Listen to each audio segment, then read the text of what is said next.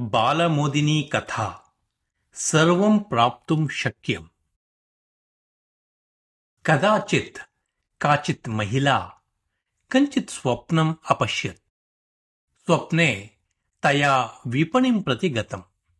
तत्र कश्चन आपणः। तस्मिन् स्वयं भगवान् एव आपणिकत्वेन स्थितः आसीत्। तस्य दर्शनेन सा महिला महान्तं सन्तोषं प्राप्नोत्। सा भगवन्तं प्रणश्य अवदत्, भगवान्, अत्र कीदृशानां वस्तूनां विक्रयणं क्रियते? क्रेतारः यद्यत् इच्छेयुः तत् सर्वं प्राप्तुं शक्यम् अत्र। बीजरूपेण तेषां विक्रयणं भवति अत्र इति भगवान् मन्दहासपूर्वकम् अवदत्। यत् इष्टं तत् सर्वं प्राप्तुं शक्यं किम्? महिला सन्देहेन एव अपृच्छत्। आम्, तद्विषये कोऽपि सन्देहः एव मास्तु भवत्याः, भगवान् अवदत्। तर्हि मया मनःशान्तिः इष्यते, सन्तोषः इष्यते, सम्पत्तिः इष्यते, भयात् मुक्तिः अपि इष्यते। आम्, तत्सर्वं प्राप्तुम् अर्हति एव भवति।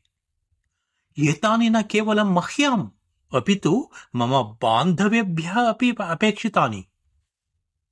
साधु साधु, सर्वेभ्यः अपि अत्र सर्वविधानि वस्तूनि प्राप्यन्ते एव, किन्तु अपेक्षितं वस्तु सिद्धावस्थारूपेण न लभ्यते अत्र, अपि तु बीजरूपेण लभ्यते। तत् उप्त्वा पोषणं कृतं चेत् गच्छता कालेन फलानि प्राप्यन्ते, भगवान् विवृतवान्। तस्याः महिलायाः स्वप्नः भग्नः। सा शयाना एव अचिन्तयत्। स्वप्ने भगवान् येषां बीजानां विषये अवदत्, तानि बीजानि जीवने मया अन्यैः च प्राप्तुं शक्यानि एव। श्रद्धया पोषणं कृतं चेत् सर्वैः अपि कालान्तरे बीजानुरूपं फलं प्राप्येत एव। एतत् तथ्यम् अजानत्या मया एतावन्ति वर्षाणि व्यर्थतया यापितानि। इतः परं वा प्रेमशान्त्यादीनां पोषणे मया मतिः करणीया इति।